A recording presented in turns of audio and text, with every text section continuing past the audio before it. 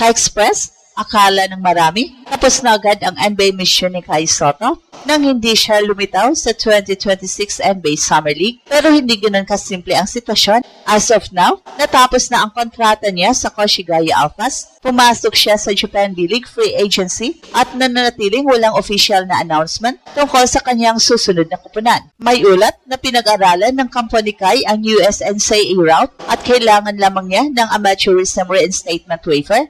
Lumitaw din sa social media ang panibagong ulat na hindi daw tuloy ang kanyang NCAA plan.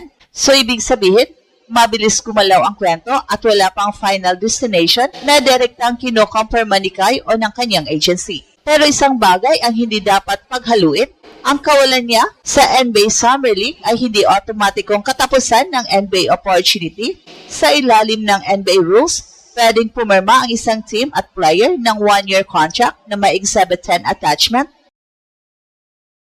bago magsimula ang regular season. Maaari itong makonvert sa 2-way contract o mauwi sa G-League affiliate kapag ma-waive ang player at matugunan ang kinakailangang service period. Kaya technically, pwede pa rin ang Exhibit 10 route para kay Kai.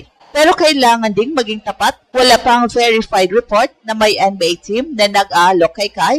Ang pwede pa ay posibilidad, hindi kumpirmadong kontrata. Ang laban ngayon ay mapatunayan niya ang kanyang 7'3 size, rebounding, passing at rim protection ay sapat para sa isang NBA training camp investment. Bakit ba may dahilan pa ring pag-usapan ang Exhibit 10 kahit tapos na ang Summer League?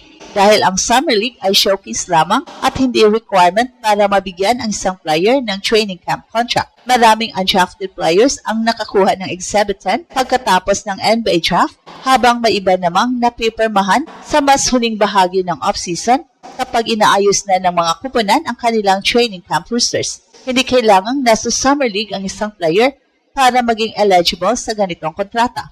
Sa NBA, collective bargaining rules, ang Exhibit 10 ay nakadikit sa isang 1-season contract na walang salary protection. Maaari itong magbigay ng bonus kapag tinanggal ang player bago ang opening night, pumirma siya sa G-League at naglaro ng hindi bababa sa 16 na magkakasunod na araw para sa affiliate na NBA team. May karapatan din ang team na i-convert ang kontrata sa isang 2-way deal bago magsimula ang regular season. Hanggang 6 na Exhibit 10 players ang maaring hawakan ng isang NBA organization sa isang pagkakataon.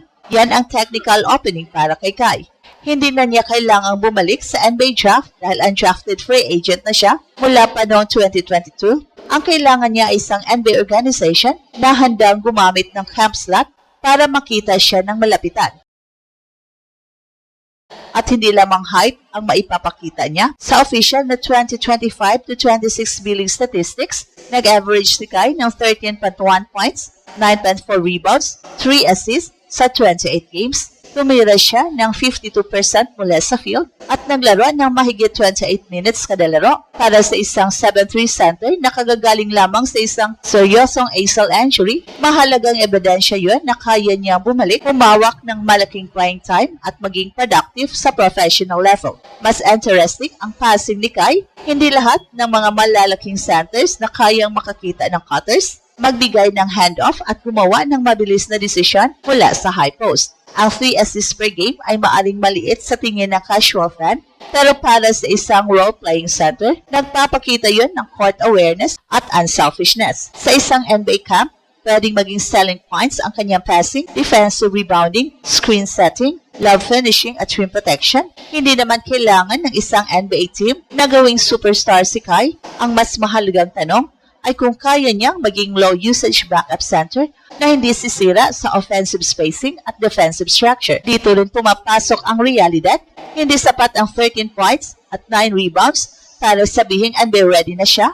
Ang pinakamalaking pagsusulit ay lateral movement, pick and roll coverage, recovery speed at kakayahang depensahan ang mas mabilis na lineups. Maging si Coach Tab Baldwin ay nagbigay ng honest assessment tungkol sa mobility at athleticism ni Kai. Para kay Coach Tab Baldwin, kailangan patunayan niya na kaya niya makipagsabayan sa mobile, skill at pabilis na player na karaniwang nasa modern NBA. Kapag umatras siya sa drop coverage, kaya ba niya protektahan ang ring nang hindi nagbibigay ng madaling pull-up jumper?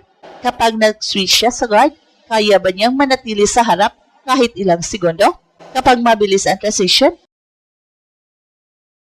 Makakabalik ba siya bago magkaroon ng mismatch? Kaya bagay ang exhibitan sa kasalukuyang sitwasyon ni Kai dahil evaluation contract ito, hindi garantiya.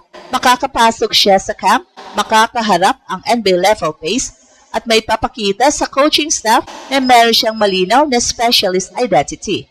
Pero kailangan ding tanggapin ng kanyang kampo ang posibilidad na G-League muna ang kahinatnan, hindi yun kabiguan. Sa katunayan, kung NBA talaga ang pangunahing target, mas direct ang exposure ang G-League's scouting, terminology at system ng parent NBA organization kaysa panibagong season na malayo sa US. Ang malaking advantage ngayon ay free agent si Kai. Matapos mag-retire ang kanyang kontrata sa Koshigaya, sinabi mismo niya sa kanyang farewell message na hindi patiyak ang kanyang kinabukasan matapos ang 2 season sa Koshigaya Alphas. Pero ang pagiging available ay hindi automatikong nangangahulugang may offer na. Kailangan pa rin ng kanyang representatives na makahanap ng tamang team fit, training camp vacancy at coaching staff na naniniwalang may developmental upside siya. Yan tunay na masusukat kung gaano kalakas ang NBA interest, hindi sa fan-made posters o rumors, kundi sa isang actual na workout, invitation o kontrata.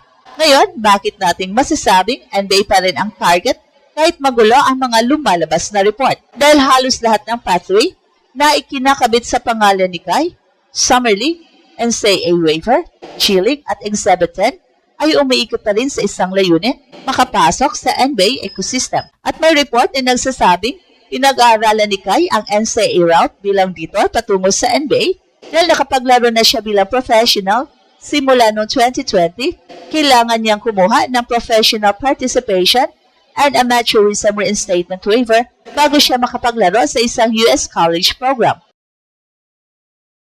May social media report na inuugnay rin kay sports journalist Homer Sison ang nagsabing hindi raw totoo na pupunta si Kai sa NCAA dahil magkasalungat ang mga ulat at wala pang direktang official na announcement mula kay Kai sa kanyang agency o sa isang university. Hindi dapat irepresenta ang college move bilang tapos na deal. At ganon din ang Exhibit 10. Totoo, bukas pa ang mechanism pero walang ebidensyang may nakahandang kontratang pipirmahan si Kai.